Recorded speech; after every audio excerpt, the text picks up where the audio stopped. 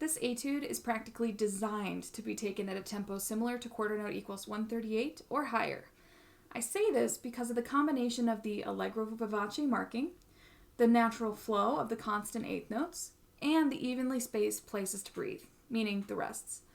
You can feel free to take this as slow as you need to in order to give a precise and musical performance, but keep in mind that slower tempos will be a sure path to awkward, unnatural breath placement. The upside to taking a slower tempo is that even if your breaths are in awkward places, you will have more time between the notes to make these work without breaking the flow of the eighth notes. This is what the etude would sound like at quarter note equals 110.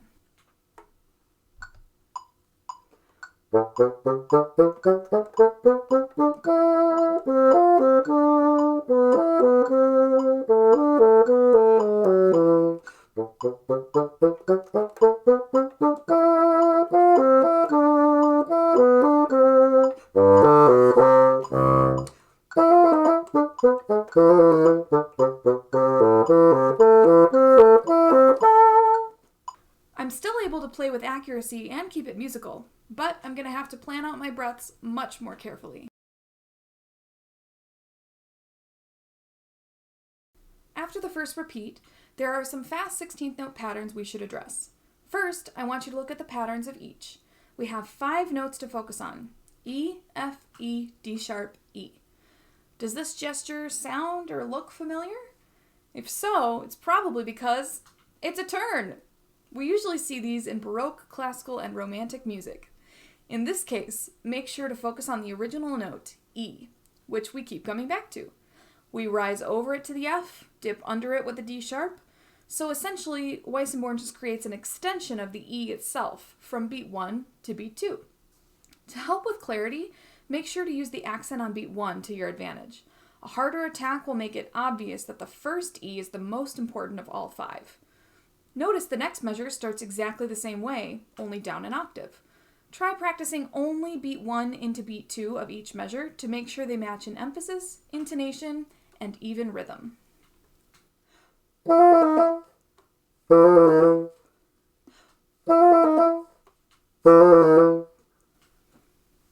2 bars later, we have the same gesture starting on a high G with the same echo down an octave in the next measure. To help you make a precise execution of the G 16th notes, make sure to take a tiny break after the high A before the high G.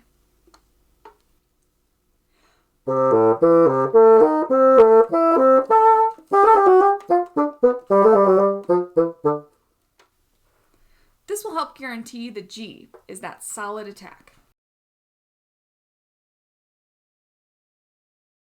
This etude presents a lot of patterns that you can latch onto in order to make the notes make a little more sense.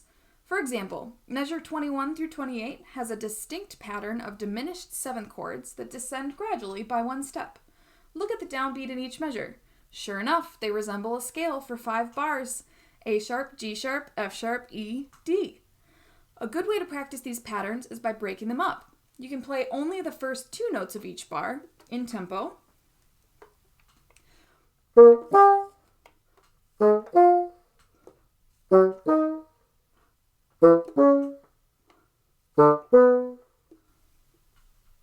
Then add the last 2 notes in each measure to the downbeat, so you're playing 3 notes total.